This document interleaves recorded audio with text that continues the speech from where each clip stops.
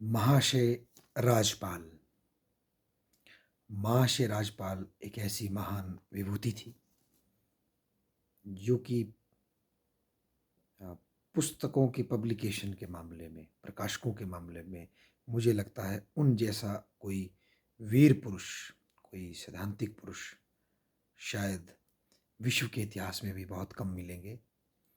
महाशय राजपाल का कत्ल कर दिया गया था, उनकी हत्या की गई थी एक व्यक्ति ने जिसका नाम था इल्मुद्दीन ने, जो कि एक कारपेंटर का बेटा था।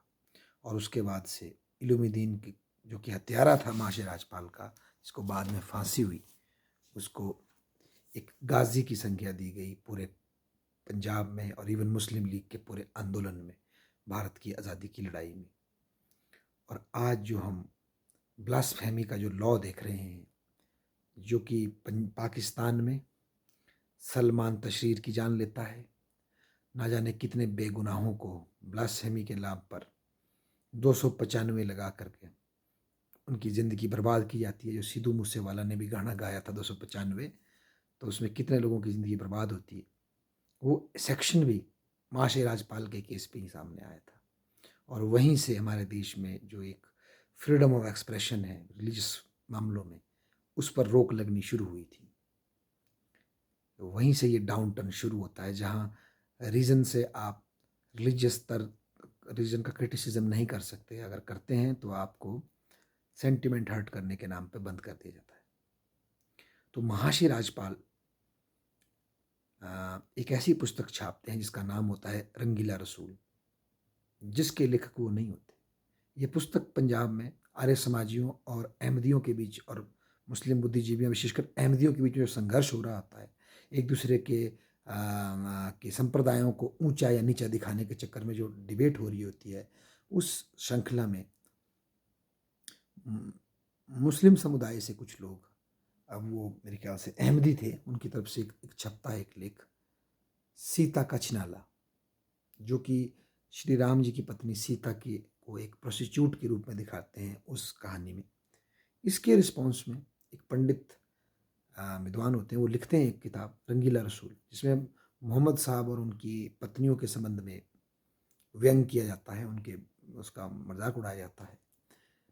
तो जब ये किताब छपती है और इसको महाशय राजपाल छापते हैं, तो वो उस व्यक्ति का नाम ओपन नहीं करते, प्रकाशक का, लेखक का, क्योंकि उनको पता था कि लेखक की जान जा सकती है।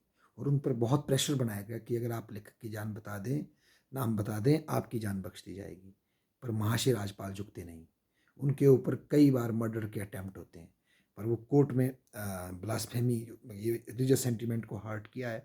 हालांकि ये कानून 295 तब बना नहीं था आईपीसी का, उसको वो फेस करते हैं और अल्टीमेटली वो विजयी भी होते हैं और कोर्ट उनको लेट गो करता है। पर उसके बाद भी महाशय राजपाल की हत्या कर देता है इल्मुद्दीन, ये इल्मुद्दीन, जो कि अपनी पर्सनल ज़िंदगी में फ्रस्ट्रेटेड आदमी होता है, हारा हुआ इंसान, ब्लास्फेमी में फंसा हुआ बंदा, हारा हुआ इंसान, होमोसेक्सुअलिटी का कई लोग आरोप लगाते हैं उनके ऊपर, असफल इंसान जो कि ऐसे ही सुसाइड करने की सोच रहा था। तो वो सोचता है क्यों ना मैं इसको मार कर ही, अगर मरता भी हूँ, कम से कम शहीद हो जाऊँगा। और वहाँ से ये जो धर्म के नाम पर, विशेषकर अपने होली प्रॉफिट के नाम पर या अपने किसी पवित्र